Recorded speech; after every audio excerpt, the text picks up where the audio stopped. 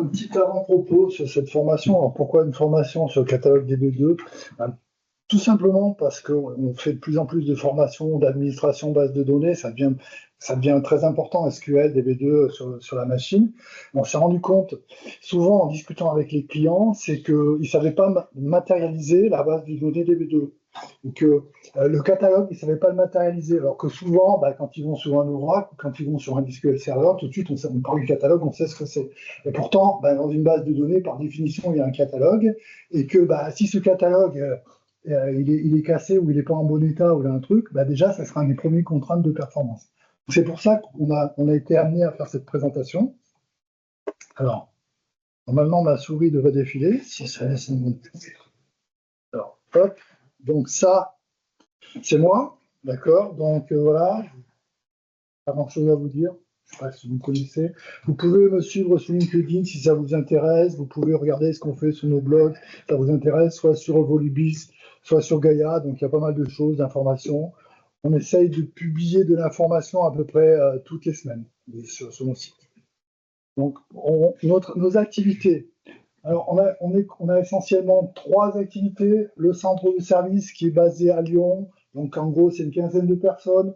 On fait de la modernisation, de l'accompagnement, du prototypage au sens où on aide à monter des POC dans les entreprises pour créer souvent de la modernisation. Alors j'aime pas beaucoup le terme de modernisation puisqu'on sait qu'aujourd'hui malgré tout la modernisation c'est beaucoup rattraper une dette technique qu'on a. Donc c'est pas forcément de la modernisation.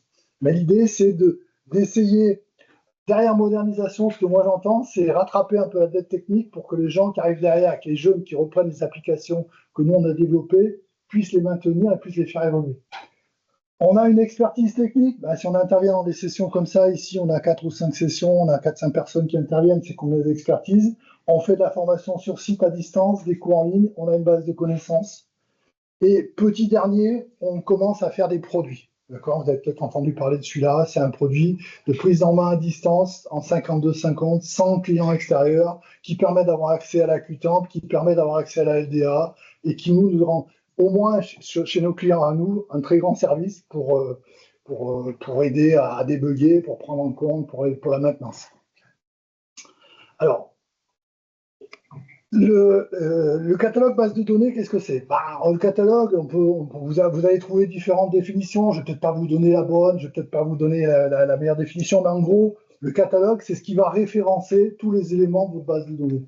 C'est là où vous allez retrouver toutes les tables, tous les vues, tous les index, tous les triggers, toutes les procédures, mais également toutes les contraintes, j'ai pas tout mis, etc. Donc, bonjour. Les tables et les vues, bien sûr, les tables, c'est ce que vous retrouvez sur l'ancienne dénomination PF. Les vues, c'est ce que vous retrouvez sur l'ancienne dénomination des logiques. D'accord? Les index, alors, il faut savoir qu'il y a une petite différence entre une vue et un index, il y a même une grosse différence, mais que si vous regardez un LF qui a été créé, automatiquement, SQL va le considérer comme une vue et pas comme un index. Donc, si vous le convertissez, il faudra faire très attention, parce que sinon, il va vous faire une vue qui ne vous servira à rien. Donc, voilà. L'idée, c'est le vocabulaire. Et aujourd'hui, la plupart des gens, si je leur disais, qu'est-ce que c'est que le catalogue DB2, la plupart du temps, ils me regardent et puis ils me disent, on ne sait pas. D'accord? Donc, je vais essayer de vous expliquer tout ça. L'idée, c'est juste qu'à la sortie de la formation, vous ayez compris à peu près à quoi ça sert, que ça vous ait donné 2-3 idées, peut-être 2-3 choses à regarder sur les machines quand vous allez rentrer, et puis vous pourrez l'utiliser après pour regarder, pour analyser des choses. J'ai pas plus d'ambition que ça. Alors, ça je vous l'ai dit.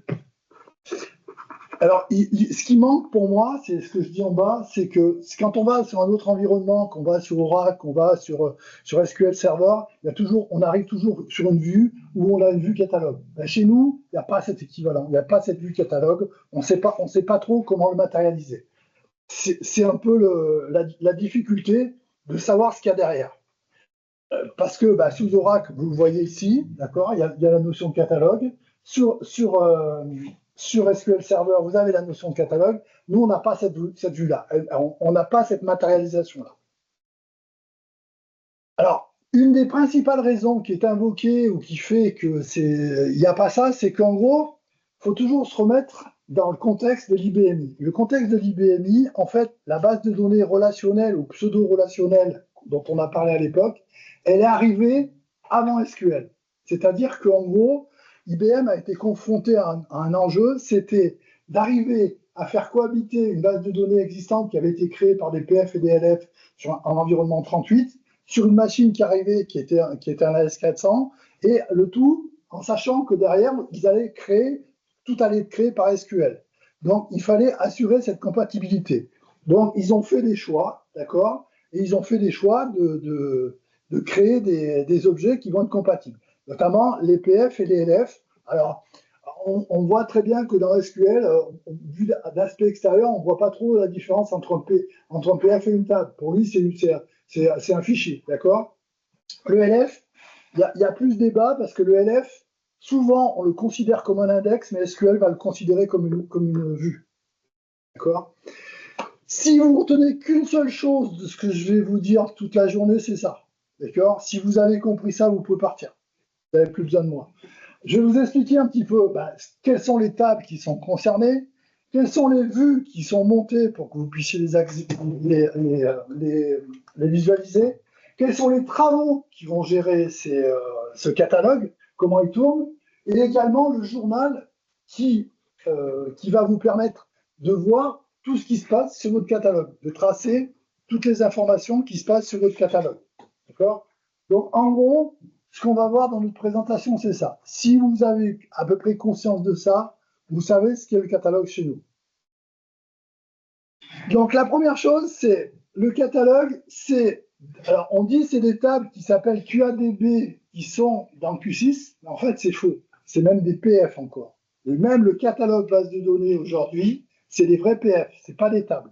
Elles n'ont jamais été migrées en table. C'est toujours des PF. Et donc, si vous regardez dans Q6 tous les fichiers physiques tables qui s'appellent QADB, c'est votre catalogue. Ça correspond à votre catalogue base de données. Donc c'est là que sont stockées toutes les informations et tout ce que vous allez écrire dans votre base de données. Donc à chaque fois que vous allez créer une table, que vous allez créer un index, il va mettre des informations dans les différents éléments. C'est pas un pour un, parce que quand vous allez créer une table, il va créer une table dans le fichier qui contient les tables, mais également des informations sur les zones,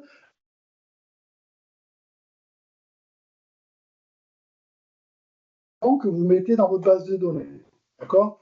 Par exemple, ici, une requête qu'on connaît souvent, c'est ce qui vous permet de voir, ça vous permet de voir les zones d'un fichier. En gros, c'est ce que vous faisiez avant par un DSP-FFD que vous sortiez, que vous tripotiez, etc. Là, vous pouvez l'avoir directement par une requête SQL. Donc là, vous faisiez ça, vous faites ça. Donc là, ça c'est la bibliothèque, ça c'est le fichier, et ça vous listait les zones qui étaient à l'intérieur. D'accord?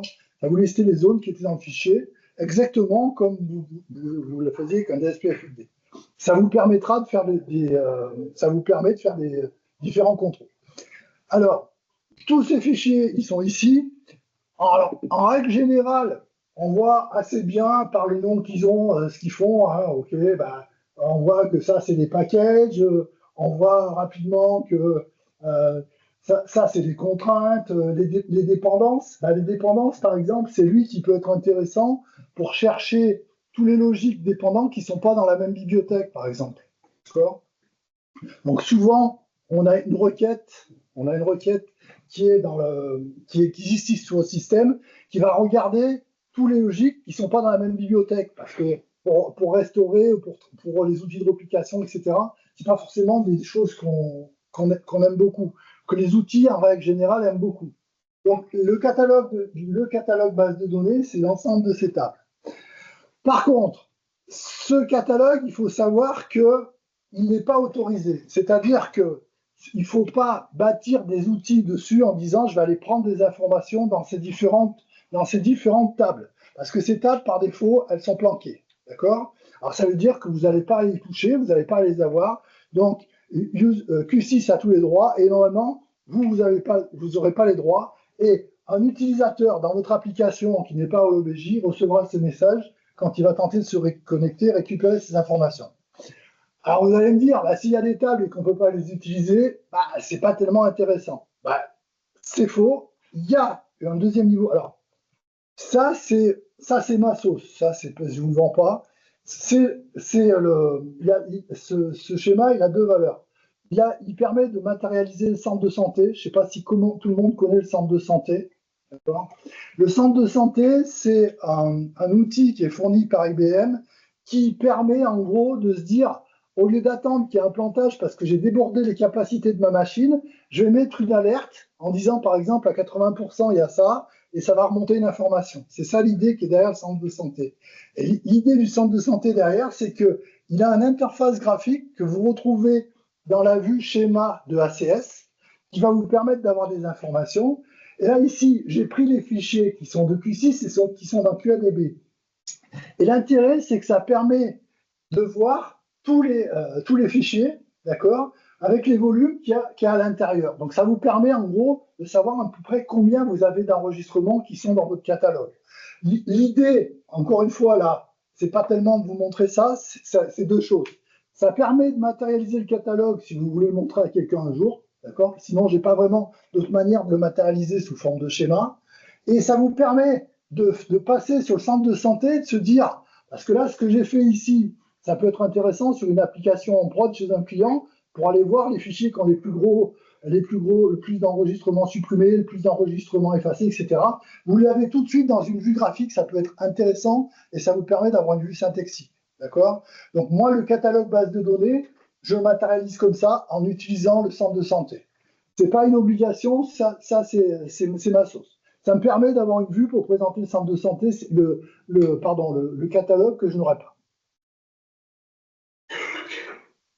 Donc, un autre exemple de requête sur la base de données, alors ça, c'est la table qui s'appelle Q6, QADB, XRB, c'est la liste des bases de données que vous avez référencées dans votre base de données. C'est tout ce qui permet de se connecter en DRDA. C'est par exemple très intéressant pour les gens qui ont plusieurs machines. Quand vous voulez comparer des valeurs système d'un système à un autre, vous prenez ce qu'il y a sur le système A, sur le système B, vous pouvez comparer. D'accord?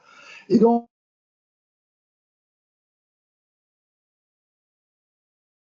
n'existait pas, on s'amusait à faire ça. Maintenant, ils ont créé une vraie vue, vous n'êtes pas obligé de faire ça.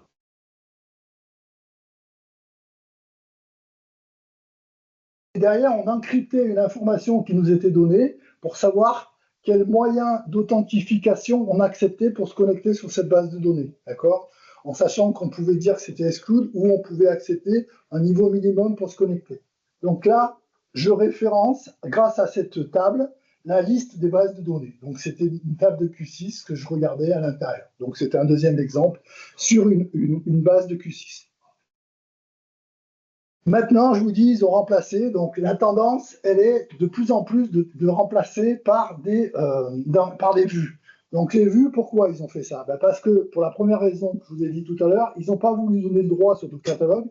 La deuxième raison, c'est qu'ils ont dit les informations qui sont dans le catalogue, elles sont des fois indigestes. Donc l'idée, c'est d'arriver à faire des vues qui vont pointer sur une ou plusieurs tables qu'on va vous préparer et qui seront beaucoup plus consommables pour l'utilisateur ou pour le développeur. Donc c'est ce qui se cache derrière. Donc il y a eu de plus en plus de vues qui existent là-dessus, d'accord? Et donc là, la différence qu'il va y avoir, c'est qu'il n'y a pas des problèmes de droit. Les vues, elles sont autorisées. Alors les vues, elles se retrouvent à trois endroits. Donc là, vous avez le catalogue avec votre table. Là, vous avez dans Q6.2, d'accord, tous vos catalogues. Et vous avez par exemple, ici, j'ai pris l'exemple de la vue des colonnes. Les colonnes, c'est celles qui vont contenir les descriptions de vos zones, toutes vos zones bases de données. Donc, vous avez une première vue qui est dans Q6.2. Cette vue-là, elle va contenir l'ensemble des zones de votre base de données. Pourquoi? Parce qu'elle va vous servir quand vous avez des tables historiques qui sont des PF ou des LF, que vous n'avez pas créé de schéma et que vous n'avez pas cette vue ici. D'accord? Quand vous créez un schéma, vous faites un créa de schéma, vous regardez déjà ce que vous avez dans une bibliothèque. La première chose que vous allez avoir, c'est la journalisation, l'environnement de journalisation, parce que SQL travaille sous contrôle transactionnel contrairement à un environnement natif. Et ensuite, vous allez avoir une liste de vues qui vont pointer sur ce catalogue. Et simplement, la différence entre les vues ici et là, c'est là, il y aura une clause en disant, si votre base de données elle s'appelle DB1, where la bibliothèque égale DB1. Les informations seront limitées à la base de données. Donc, si vous pouvez, bien sûr, dans vos développements et que vous voulez faire des outils qui utilisent de la base de données, que vous avez une base de données SQL, vous utilisez cela. Celui-là, vous l'utiliserez que pour dans les cas où vous êtes sur de la base de données, pas SQL, qui n'a pas justement les informations du catalogue condensées pour la base en question. Et enfin, il y en a une troisième qu'on connaît moins, c'est le SQL Columns, qui est dans 6 IBM. Alors, comme vous le savez, en même temps que la base de données, il y a un certain nombre de bibliothèques qui sont arrivées, 6proc, 6IBM, 6 ADM, admin, je crois, qui contiennent des informations qui sont liées à la base de données. Alors, soit c'est des procédures d'exécution, il y a eu une session là-dessus qui a été faite par Birgitta pour vous expliquer, on parle généralement de services SQL qui peuvent être utilisés à l'intérieur, et il faut savoir que dans 6IBM, on retrouve des éléments qui sont communs à l'ensemble des bases de données DB2. C'est-à-dire qu'en gros, ils ont fait une vue qui s'appelle 6 columns, d'accord, et que cette vue 6 columns, c'est la même qu'on retrouverait sur un DB2 gros système ou sur un DB2 Unix, d'accord. C'est les mêmes vues. Donc celle-là, elle est faite un peu pour les gens, pour en gros une fois, pour l'histoire. On parle de portabilité, d'accord. C'est les outils qui auraient été faits sur un environnement DB2 grand système qui s'appuierait là-dessus, ils marcheraient sur l'IBMI. Je ne suis pas convaincu, hein, mais l'idée qui est derrière, c'est ça. En fait, je suis convaincu par contre qu'à chaque fois qu'il y a des hackers et qui cherchent des zones, ils peuvent faire celui-là. Bonjour. Donc, voilà les principales vues que vous allez retrouver. Alors, je ne sais pas s'il y en a des nouvelles, ça ne bouge pas beaucoup, mais toutes ces vues-là, elles vont pointer sur le catalogue base de données sur les tables, une ou plusieurs tables. Elles vont récupérer de l'information dans une ou plusieurs tables, d'accord. Donc, vous avez les zones clés, et eux, ils vous les présentent sous une manière beaucoup plus lisible que si vous allez les chercher directement dans la table. Et donc, c'est là-dessus qu'il faudra faire vos requêtes si vous avez besoin d'analyser votre base de données ou de récupérer des informations. Là, par contre, ben, vous êtes autorisé, d'accord, le public, sur ces vues-là, même sur celles de Q62, d'accord, parce que celles qui sont dans vos schémas, ça va être à vous d'administrer les droits, d'accord. Normalement, en théorie, vous êtes censé mettre un template, et c'est à vous de définir les droits qui sont, puisque c'est vous qui en avez la gestion. Par contre, les objets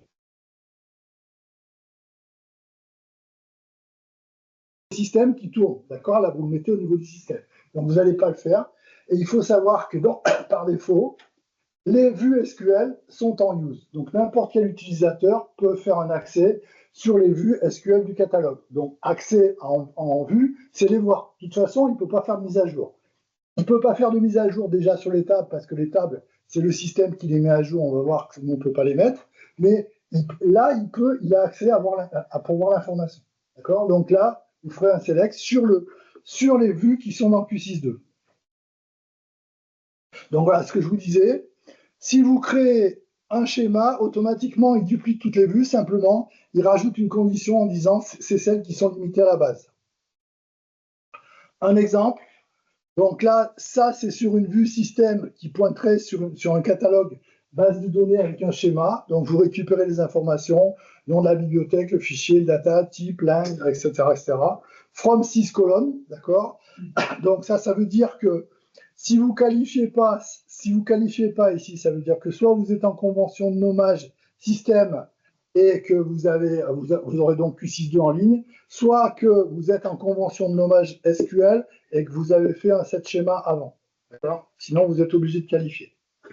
Donc voilà une requête qui porte sur une des vues du catalogue. Voilà une deuxième. Celle-là, c'est à peu près la même, sauf que celle-là, elle pointerait plutôt pour un PF que pour une table, puisqu'on considérerait qu'on n'aurait pas la base de données et qu'on serait obligé de rajouter le critère. D'accord? Alors que dans l'autre cas, on peut le faire. Alors, à noter là, je l'utilise pour faire une description de fichier, mais l'inverse peut être vrai aussi. Vous pouvez l'utiliser pour faire de l'introspection et savoir où une zone est utilisée. D'accord? Ou savoir le numéro du client, où il est utilisé, ou rechercher le nom de la zone ici. Et lui va vous donner éventuellement toutes les tables qui sont trouvées, toutes les tables, toutes les vues, partout où il est utilisé. Donc, les fameuses vues. Alors, les fameuses vues, donc vous avez ça, c'est ce qu'on appelle le DB2 pour IBMI. Ça, c'est plutôt le DB2 global, où en règle générale, on retrouve à peu près les mêmes informations sur les bases de données qui sont DB2 dans des autres mondes, c'est-à-dire des mondes Unix ou des mondes gros systèmes. D'accord ?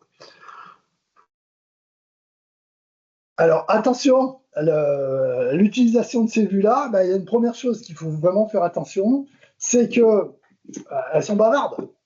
Parce que, en gros, si vous voulez attaquer un système, d'accord, il faut penser que sur le catalogue, sur les vues système, vous avez use, donc un utilisateur qui se connecte par défaut au public, il a use dessus, et que s'il fait un select comme celle-là ici, il va récupérer toutes les zones. Alors j'ai fait simple, hein, toutes les zones qui dans leur nom ont RIB, dans l'entête ont RIB ou dans le colonne RIB. Donc il faudra affiner, on est d'accord, c'est pas forcément nickel. Mais là ici, rapidement, vous allez un mec qui est mal intentionné va récupérer rapidement les informations de tous les fichiers qui contiennent des informations sensibles.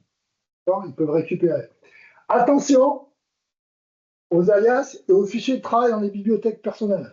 Nous, on a un client qui s'est fait pirater avec des données, on a bien vu qu'elles n'étaient pas à jour, parce qu'elles étaient dans un fichier.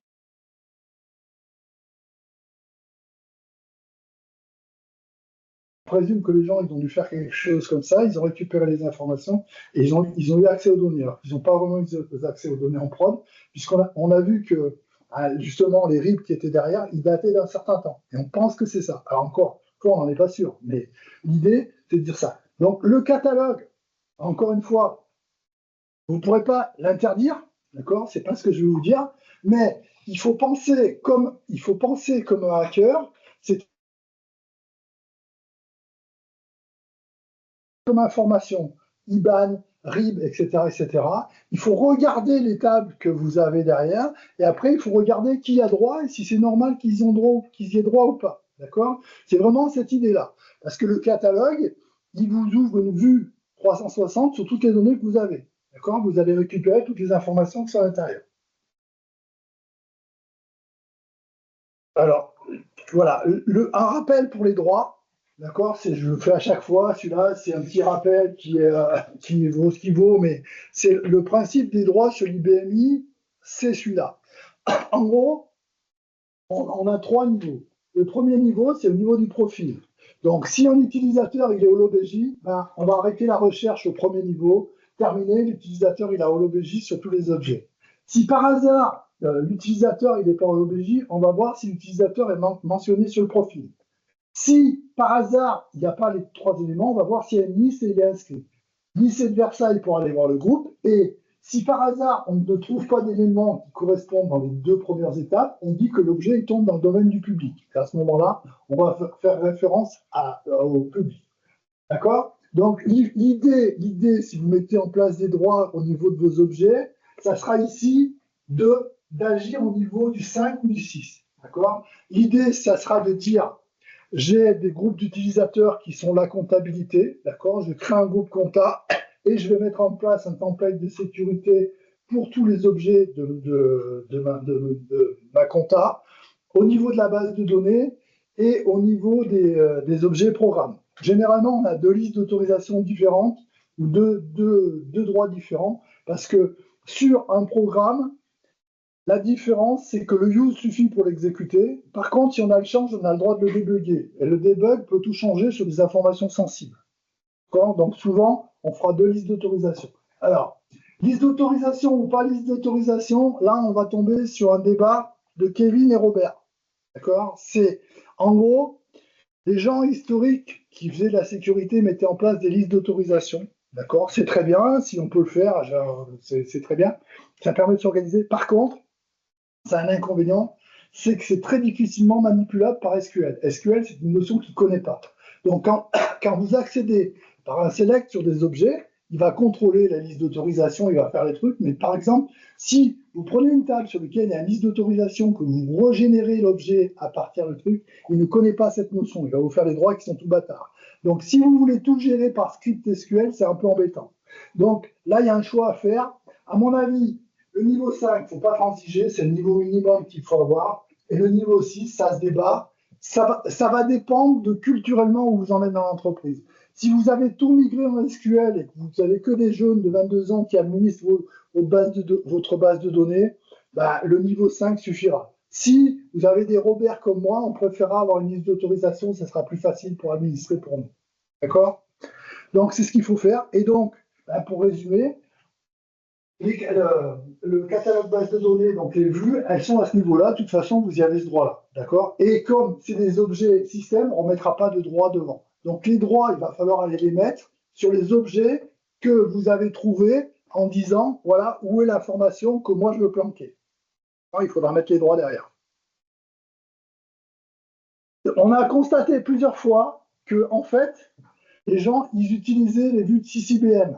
D'accord? Moi, en fait, les vues 6IBM, je ne savais pas trop qu'elles existaient. Je m'en suis aperçu en regardant sur un site de hacker un jour, parce que le mec, il disait, regardez, faites un select sur 6IBM SQL colonne. Et je me suis dit, mais ça n'existe pas. C'est pas sur du DB2 IBMI. Ah, si, elles y sont. D'accord? Elles y sont. Donc, pensez à regarder aussi.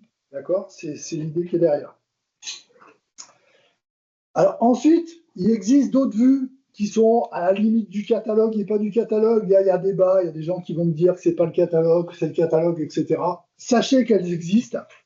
C'est des vues qui vont vous donner des informations. Alors statistiques, ça veut dire, derrière statistique, il y a un nombre. C'est le nombre de fois que ça a été créé, le nombre de fois que ça a été utilisé, enfin, les différents éléments que vous pouvez rencontrer à l'intérieur. Donc, c'est des statistiques. Il y en a plusieurs. Il y en a une, par exemple, à connaître, qui est Sysfile. Sysfile, c'est une qui a été rajoutée il n'y a pas si longtemps que ça.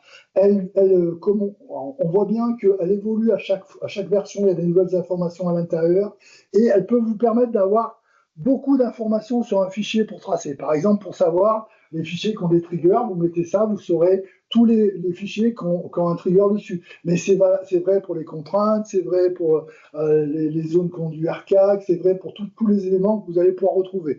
Donc c'est une vue syntaxique, il y en a plusieurs, mais celle-là, je vous conseille de la prendre et vous l'utiliserez. Je ne vous dis pas d'apprendre toutes les vues, tous les machins, ça n'a pas d'intérêt, mais je pense que celle-là, c'est à connaître. C'est un peu comme quand vous rentrez sur l'IBMI, il y a des commandes que vous n'utiliserez pas tous les jours. Work, SPLF ou strpdm, il faut les connaître. Ben là, c'est la même chose. C'est une vue qui vous rend plein de petits services. Celle-là, il faut que vous la connaissiez, que vous l'ayez dans un coin. Par contre, celle-là, elle n'est pas repliquée dans tous les catalogues. Elle est qu'au niveau de Q6.2. Les vues statistiques sont positionnées que dans Q6.2 et pas dans les différentes bases de données que vous créez.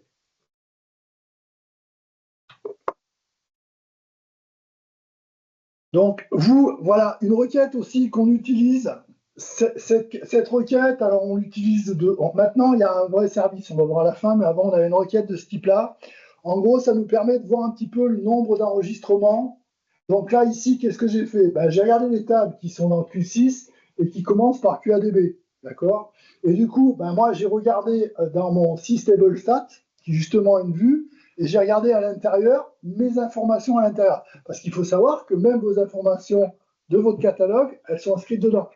Elles sont inscrites dedans. Les informations du catalogue sont inscrites dans le catalogue. Et là, ça permet rapidement de faire une requête. Ça vous permet d'avoir une idée à peu près de combien vous avez de zones, combien vous avez de tables, etc., etc.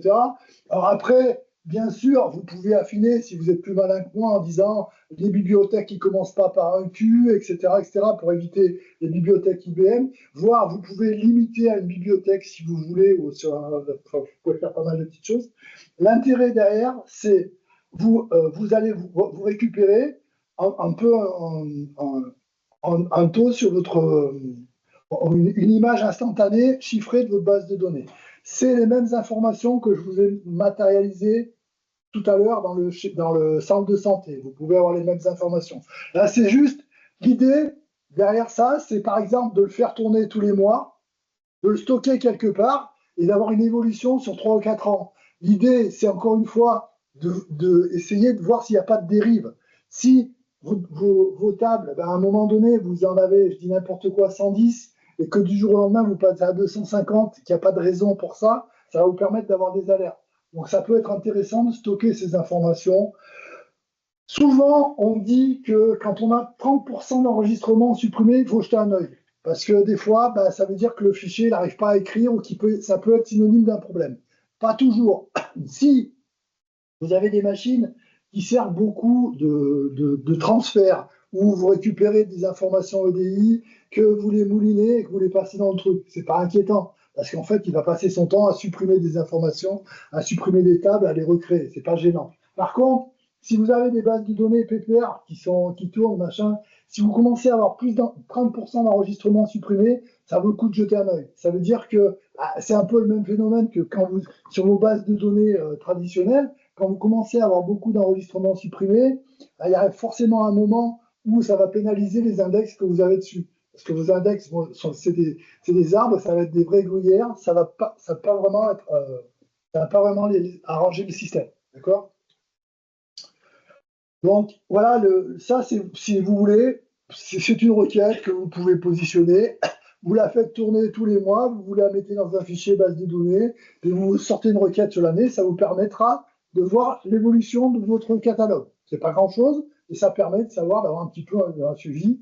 Et puis après, l'idée derrière, c'est que si vous trouvez des choses qui vont pas, ben souvent derrière, ça se traduit par une bibliothèque qu'on a oublié d'enlever, par un mec qui est passé, qui a fait une installation, qui a laissé des trucs ou des choses comme ça. Donc ça permet d'avoir une idée. En gros, on sait que normalement on va grossir un peu, mais si d'un coup on a un gros pic, c'est que il y a une augmentation qui a été faite et qui est pas forcément nécessaire. À vérifier. Ok, je vous disais. Les principales vues statistiques que vous pouvez rencontrer, c'est celle-là. Vous en avez 6 index stats, vous en avez un certain nombre de choses, d'accord? Alors, il y en a une que vous connaissez, que vous devez connaître. Alors, il y a une session entièrement dédiée à ça. C'est le 6IXADV, vous connaissez ça, c'est Index Advisor, d'accord? Index Advisor, c'est la vue, c'est le fichier qui est créé par le système, par l'optimiseur, à chaque fois qu'il lui manque un index. D'accord? À chaque fois qu'il lui manque un index, il va le créer, d'accord? Il va le créer de manière temporaire, d'accord? Et il va essayer de le garder en mémoire un certain temps, mais pas très longtemps. Et au bout d'un moment, il va le virer et la prochaine fois, il va le reconstruire. Sauf que dans certains cas, c'est tellement pénalisant pour lui et il en a tellement marre que derrière, il va le transformer en MTI. D'accord? Et les MTI, c'est les index que le système a choisi de matérialiser parce que pour lui, ils étaient très consommateurs. C'est ce que vous perdez quand vous faites un IPL, par exemple. D'accord? Donc, quand vous faites un IPL, ce que vous perdez, c'est ce qui est dans le cas.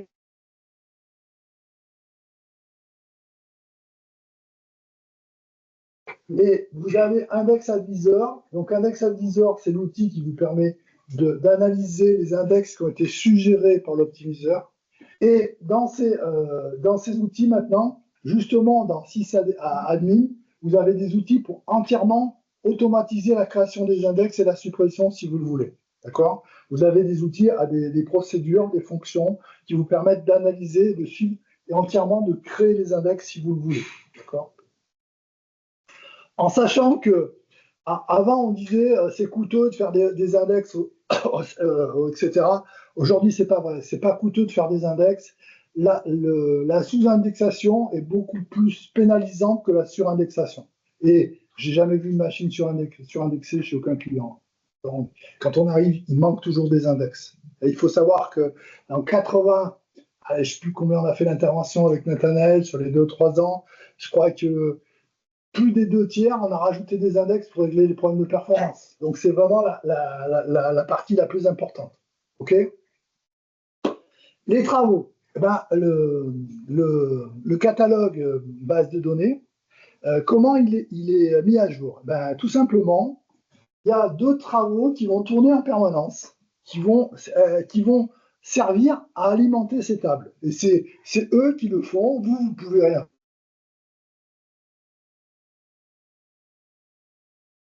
Et en gros, il y a deux principaux travaux, c'est ces deux, QDB SRV XR, QDB SRV XR2.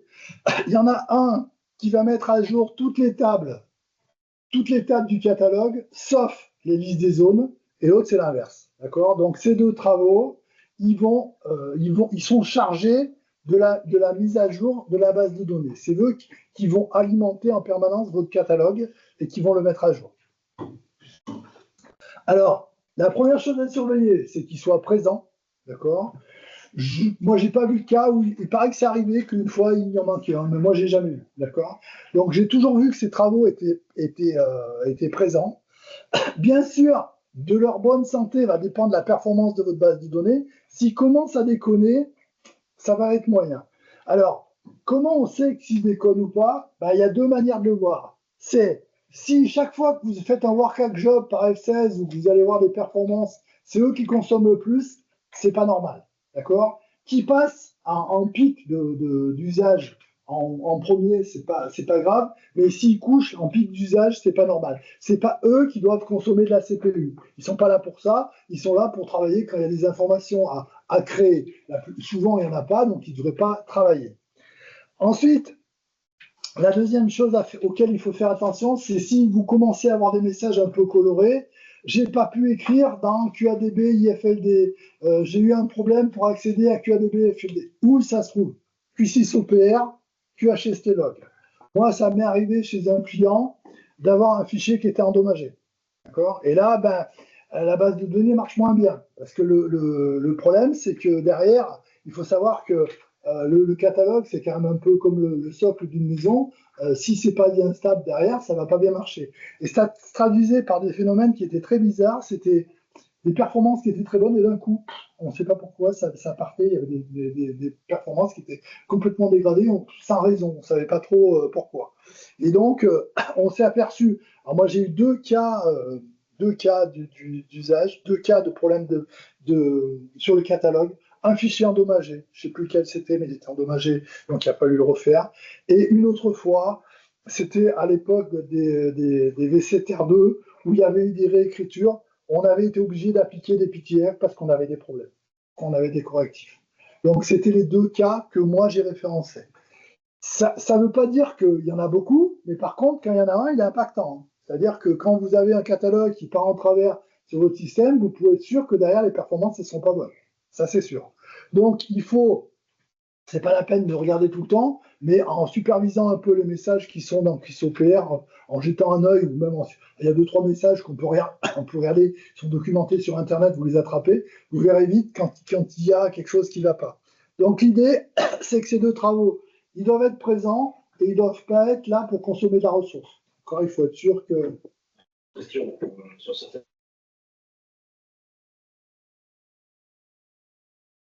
statistiques, Ouais. forcément alimenter systématiquement Alors, les tables statistiques, je suis d'accord, c'est possible. Mais les tables statistiques, elles ne font pas partie du catalogue. Je vous les ai mis à part, les tables statistiques.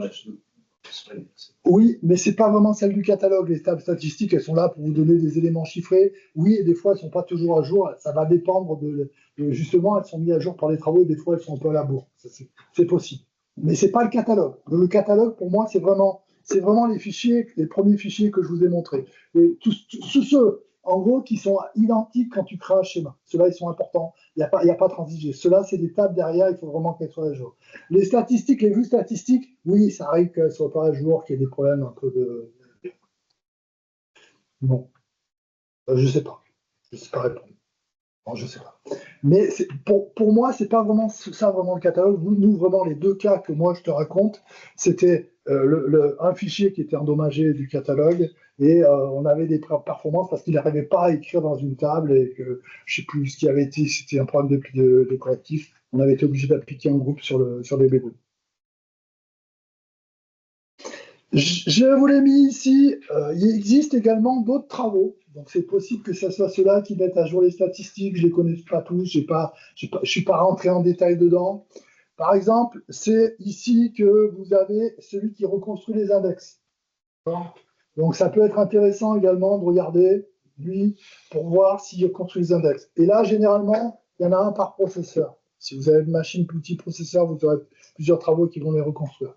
Pareil, il n'y a pas grand-chose. Je n'ai jamais vraiment vu de problème là-dessus. Simplement, si par hasard, à chaque fois que vous regardez un nid de parade, vous étiez toujours en tête, ça veut dire que votre machine, elle passe son temps à reconstruire des index. Ça ne serait pas très bon. D'accord? C'est certainement qu'il y aura un problème en amont ou quelque chose qui serait pas terrible. Donc ça, voilà pour les travaux. Donc deux travaux à surveiller, vérifier qu'ils n'aient pas de messages, vérifier qu'ils sont là. Ensuite, il y a une autre chose qui est intéressante à connaître, c'est qu'il faut savoir que vos fichiers base de données que vous avez dans Q6 qui contiennent votre catalogue, ils sont journalisés. Et que à tout moment, vous avez des informations sur ce qui se passe dans votre base de données. Alors, quel est l'intérêt, vous allez me dire? Alors moi, j'y vois deux intérêts. Alors déjà, vous pouvez tracer quand une table a été créée. Vous pouvez voir directement quand une table a été créée sur votre fichier. D'accord? Alors, quand une table est créée, ce n'est pas très intéressant. Mais une fois, moi, ce qui m'est arrivé, c'est chez un client où quelqu'un qui avait supprimé une table. Et puis, bien sûr, c'est toi qui as supprimé la table? Non, non, pas moi, pas moi. Puis généralement, là, on se retourne vers le stagiaire. Hein. C'est le stagiaire qui va morfler. Ah non, c'était pas le stagiaire qui l'avait supprimé. Et là, on sait qui a supprimé la table. Donc, dans ce catalogue, vous pouvez savoir qui a supprimé la table. À condition que. Alors, vous pouvez. Donc là, je vous ai vu par une vue SQL, vous pouvez l'interroger. Hein, c'est la même chose que ce qu'on a vu tout à l'heure, mais par une vue SQL, avec les nouveaux services SQL qui s'appellent DSP Journal, d'accord, qui vous permet d'avoir les informations. Donc là, j'ai juste coupé les zones pour vous les mettre d'équerre et que vous puissiez voir un petit peu donc, les fichiers qui sont créés par les fichiers qui sont. C'est créé ou supprimé, non, les fichiers qui sont supprimés à l'intérieur. Donc, c'est deux manières de voir la vue. À l'ancienne, par le DSP-JRN ou par les services SQL. Encore une fois, Robert ou Kevin. Vas-y. C'est juste par rapport aux journaux d'audit. Oui. Est-ce que c'est il y a aussi un paramétrage à faire? Ça n'a rien à voir avec les journaux d'audit. Oui, les journaux d'audit, il faut que tu les démarres, ils ne sont pas en automatique. Lui, tu n'as rien à faire. Okay. Ils sont là, ils tournent, et tout. À chaque fois que tu mets à jour une information dans ta base, ils existent et ils sont mis à jour. D'accord? La seule particularité, c'est celle-là. Donc, la deuxième fois, juste, dernière chose, moi, une deuxième fois, je l'ai utilisé parce que chez un client, c'est pas un client, c'est un éditeur logiciel. Ils ont des tables qui se créent dans leur base de données et ils voulaient impérativement que quand la table arrive, on n'a plus qu'un template de sécurité immédiatement quand la table était créée. Donc on a commencé à regarder comment on pouvait détecter un mouvement de création de table. Alors le problème, c'est que création de table, c'est ce que je vous ai marqué là-haut. CRTPF, Create Table, RSTOBJ, CRTDUP OBJ, etc. Donc la première solution qu'on aurait pu envisager, c'est justement ce que vous venez de dire, on aurait pu passer sur des audit tables, etc., etc. Mais le problème,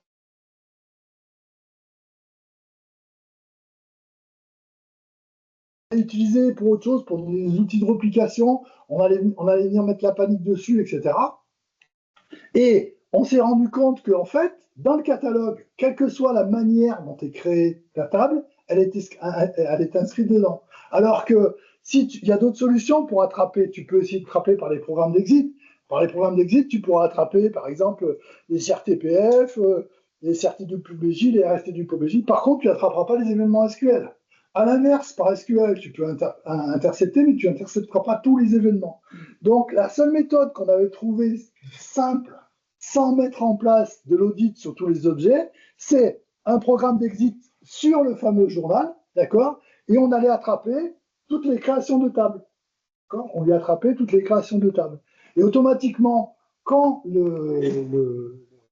c'est le principe des journaux des programmes d'exit pour ceux qui connaissent, donc tu reçois un buffer avec l'information qui te dit quel est le fichier, quelle est la table qui a été créée, Et automatiquement, ben, nous, on faisait la GRT obligée à UT, derrière, en appliquant un template de droit dessus.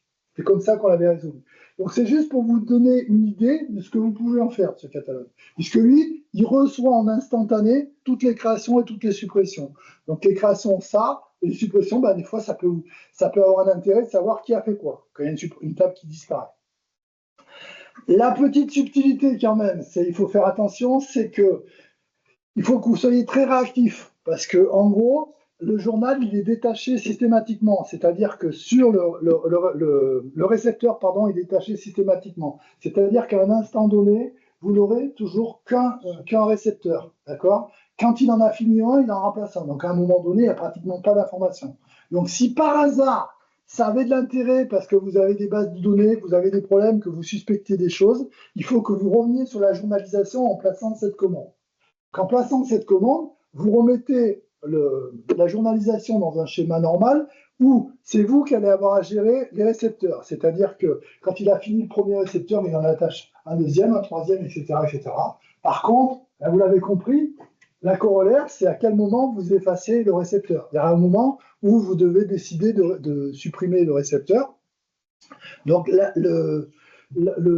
suppression du récepteur, on a généralement deux critères. C'est soit on garde un nombre de journaux, soit on garde par jour. D'accord? C'est les deux critères qu'on a. Soit on dit on garde 10 jours, soit on garde 5 récepteurs ou quelque chose comme ça.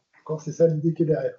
Donc ça, c'est à vous de voir. Alors attention, je ne vous ai pas dit de le faire si derrière vous n'avez pas d'épuration, parce que vous allez remplir vos disques pour rien du tout. D'accord? Donc, en gros, si quelqu'un supprime une table par inadvertance sur votre truc, que vous êtes dans le quart d'heure qui suit, vous savez qui l'a fait. Vous regardez dedans, vous le savez. Par contre, maintenant, si vous voulez mettre en place et si vous voulez utiliser plus ce journal, vous pouvez faire cette opération-là et après, vous gérerez vos récepteurs comme vous les gérez sur d'autres éléments, sur toute votre base de données naturelle. Alors, dans l'administration, quelles sont les choses à faire? Je ne vais rien inventer, je ne vais rien vous apprendre. La plupart du temps, je vais enfoncer des portes ouvertes. Soyez à jour sur vos OS, c'est la première chose. Ensuite, appliquer des correctifs. Donc, appliquer des correctifs concernant la base de données, c'est le microcode, c'est l'OS. Et le groupe le plus impactant pour DB2, pas de surprise, c'est le groupe DB2 Fori, on est d'accord. Donc, ici, l'idée, c'est d'avoir derrière un niveau qui soit récent. Et ça, c'est pareil pour le développement, c'est pareil pour tout, mais c'est vrai pour la base de données. OK? Donc, pour voir ces informations, historiquement, on pouvait passer par les commandes WAR, PTF, GRP, qui vous permettaient d'avoir les groupes de PTF avec les niveaux qu'ils avaient. Donc, historiquement, on avait ces commandes-là. Donc, on voyait assez rapidement. Maintenant, on a des services SQL. Encore une fois, il y a plein de services SQL qui nous permettent de nous simplifier la vie. Et donc là, on peut interroger. Et en plus de ça, maintenant, il y a un service SQL avec une vue qui permet, dans SysTools, donc celle que Biagita vous a présentée, d'aller récupérer les éléments. Et là, il va interroger un serveur aux États-Unis dans lequel il y a les PTF qu'il devrait avoir, et vous avez les PTF que vous avez sur votre système. Et ici, il vous dit si vous êtes à jour ou pas et le nombre de PTF que vous avez de retard. Donc, cette requête, elle permet de savoir en temps réel. Pour les gens qui font de l'administration, ça nous a simplifié la vie, puisque là, on n'est pas obligé d'aller voir sur le site IBM ce qu'on a chez nous, etc. En une seule requête, on peut le faire. Par contre, bien évidemment, il faut que votre IBM il sorte sur IBMI, ou sinon, il y a un article qui a été publié il n'y a pas très longtemps, que vous retrouvez sur LinkedIn, notamment, je crois que c'est Alain Seldon qui l'a proposé, qui vous permet d'utiliser le proxy de ACS pour vous connecter et récupérer les informations. D'accord? Donc regardez, il n'y a pas très longtemps, vous retrouverez, vous cherchez ACS, connexion, service, machin. Ça vous permet d'avoir ça, même si votre IBMI n'est pas ouvert sur le monde Internet, de récupérer les informations et de comparer.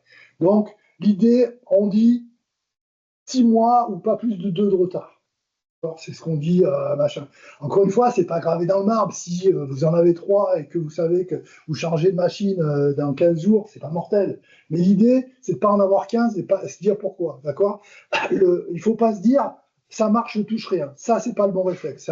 C'est un truc où vous allez payer un jour. OK? Et sur la base de données, comme sur tout le reste.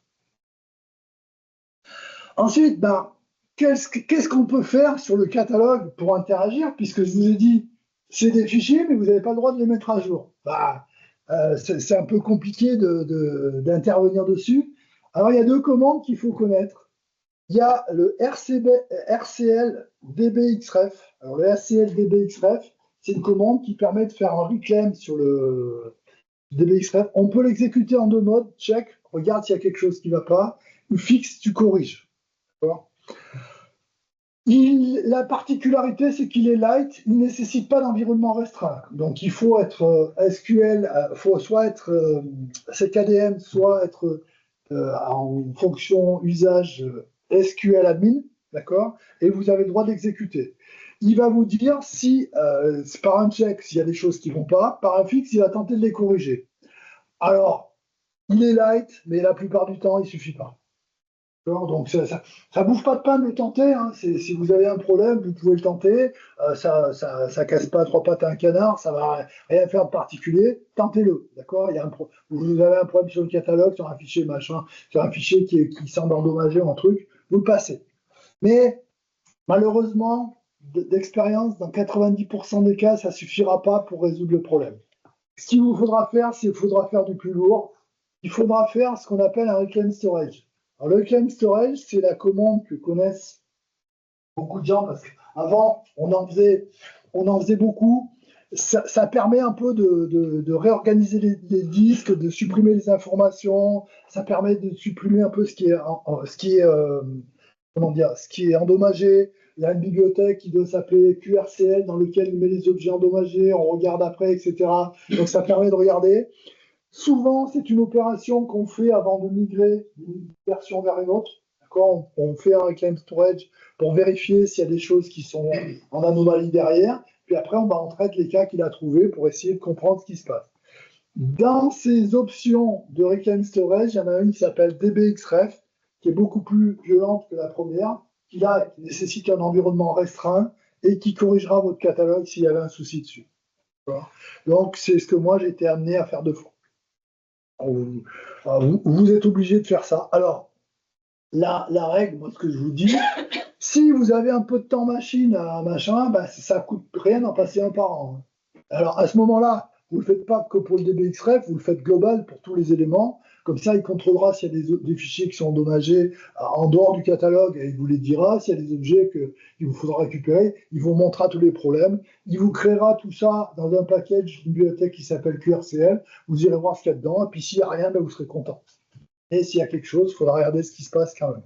Alors, des fois, c'est pas grave. Hein, c'est des objets qui temporairement ont été perdus, les a recréés, ils existent quand même. Traite, machin. Mais des fois, bah, c'est des vrais objets qui sont pétés et qu'il n'arrive pas à reconstruire, que tu ne peux pas refaire. Donc il y a vraiment autant de cas à faire. Je ne sais pas si vous connaissez le reclaim storage, vous en faites des fois. D'accord. Voilà. On en fait de moins en moins, bien sûr, mais voilà. Sur la base de données, il y a pas sur le catalogue base de données, si on doit intervenir et qu'il y a un vrai problème, on n'a pas le choix, on sera obligé de passer par les. Ouais. Ouais, non. Ah non, moi je rigole pas. Ah non, je rigole pas. Je rigole pas. On a beau avoir des onduleurs, des groupes électriques. Ah oui, je sais. Et puis le pire dans ces trucs-là, c'est le bagotement. Quand la machine redémarre, qu'elle se voit arrête, qu'elle n'a pas fini de démarrer. Ça, c'est terrible. C'est terrible. Quand tu fais un arrêt bien franc, que tu as refait un machin, c'est pas. Moi, ça m'est arrivé chez certains clients où la machine redémarrait, est en cours de démarrage, elle se replantait, machin. Mais au bout d'un moment, tu as des cerises de partout. Hein. Ça a poussé. Hein. C'est pas. Ouais. Mais là, j'ai pas de solution. C'est le problème d'infra, c'est pas un problème de catalogue. Non. Parce que là, il n'y a pas que le catalogue qui mord. Non, il y a d'autres choses qui mordent. Il existe également une procédure, une function table, pardon, qui permet d'analyser votre catalogue. Analyse catalogue, elle s'appelle dans Q62. D'accord, vous la lancez, vous faites une fonction table, vous pouvez préciser, je n'ai pas détaillé, mais vous pouvez avoir certains critères, vous pouvez limiter une bibliothèque, vous pouvez avoir toute bibliothèque. Donc ça va vous permettre d'avoir un petit résultat dans lequel vous allez avoir, alors là il manque une lettre aussi, je crois. C'est bien, je l'ai fait relire par au moins 3 ou 4 personnes et on m'a laissé quand même. Donc, je corrigerai. Donc, vous allez obtenir une requête. Là, c'est pareil. Ben, qu'est-ce que vous allez avoir? Ben, il n'y a pas très longtemps, je suis allé chez un client. Ben, il y avait un problème sur un fichier. On voyait que c'était toujours le même fichier, à peu près à la même heure, qu'il y avait toujours les mêmes problèmes. Ben, le fichier était endommagé. Tout simplement, le fichier était pété derrière. Donc, l'idée, c'est d'avoir le moins de choses possible dedans. Alors après, c'est pas s'il y en a un, s'il y a un truc qui s'est passé il y a 6 mois et qui s'est repassé une fois, c'est pas grave. Vous mettez à blanc le fichier, puis c'est terminé, vous en foutez. D'accord? Par contre, si ça arrive tous les samedis à 23h45 et du coup vous avez une requête qui est censée prendre 5 minutes, qu'elle prend 45 minutes, faut vous pencher sur le problème. Voilà les principaux liens que j'avais demandé, que je vous ai mis en URL ou graphie sur ce que vous pouvez regarder si ça vous intéresse. C'est tout pour moi. Je ne sais pas si je suis bon au niveau timing. Je suis pas mal, je crois. C'est l'heure, non? Parfait. Bon, c'est parfait. Alors, allez-y, je vous écoute. Vous avez des questions? C'est avec plaisir que j'y réponds. Les présentations seront disponibles sur le site. C'est Philippe qui vous le donnera. Et je corrigerai mon requête. Je rajouterai. Ben, j'espère que ça vous a appris 2 ou 3 choses, que ça vous a donné un peu des idées, et que bah, voilà, vous pouvez dire, voilà, maintenant je sais ce que c'est que le catalogue sur la base de données, sur BDD. C'est tout. Merci à vous.